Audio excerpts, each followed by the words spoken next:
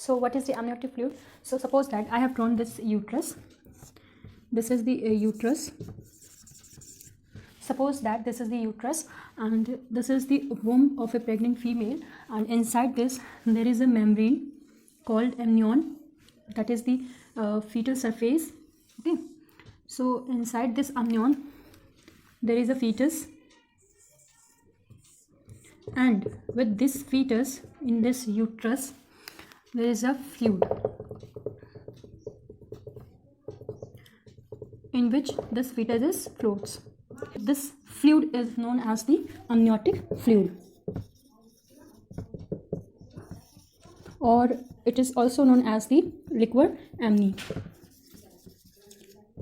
So don't be confused if anyone asks you that what is the difference between the amniotic fluid and the liquor amni. So both are same. Okay, so this fluid is surrounded by the amnion, so we can also say that this fluid is present inside the amniotic sac.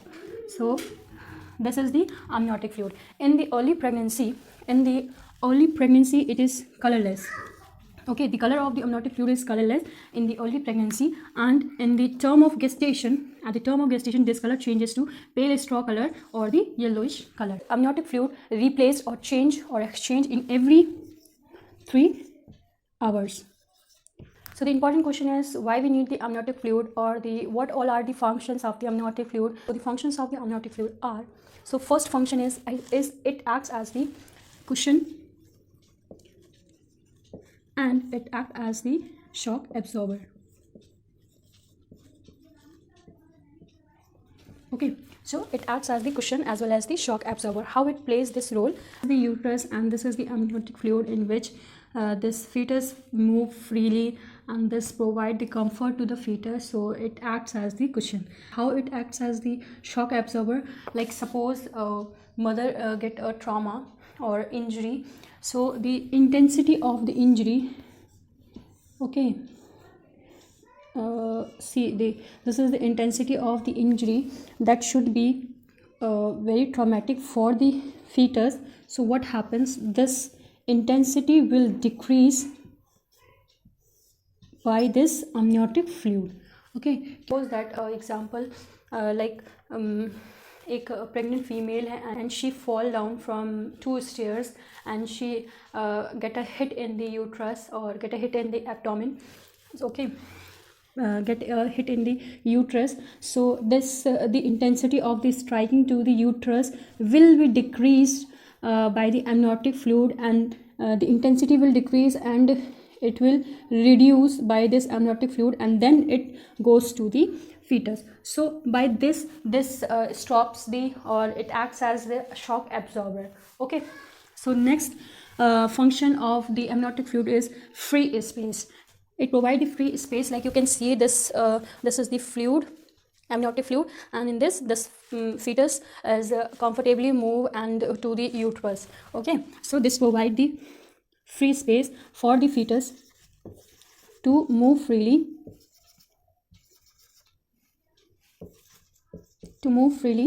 in the womb. Okay, in the womb. Why it needs to have it? Because it helps in the growth and development of the fetus. So next function is the dilation of the cervix. How it does? Suppose that this is the uterus. Okay, this is the uterus. Suppose that this is the uterus and this point, okay, is the cervix of the uterus. Okay, so what happens when patient is in labor pains and this membrane ruptures, somehow this membrane rupture and this fluid comes in the cervix. So what happened, this fluid exert or apply pressure, okay, pressure in the cervix, so that this cervix will open and this amniotic fluid will leak down, okay, leaked from the cervix, and this dilation or this opening of the cervix is done by this amniotic fluid. Okay, so by the help of this amniotic fluid, this cervix is dilated. So by this helps in the cervix dilation. So the composition of the amniotic fluid, this is divided into the 2 sections, that is water and the solid. Okay, the water content is 99%. 99% of the amniotic fluid is made by the water content, and in the solid content it just covered the 1% of the content of the amniotic fluid. So in the water, in the early pregnancy, this water content is fulfilled by the maternal plasma. Okay, maternal plasma. And later on in the late stages of the pregnancy, this is done by the fetal urine output.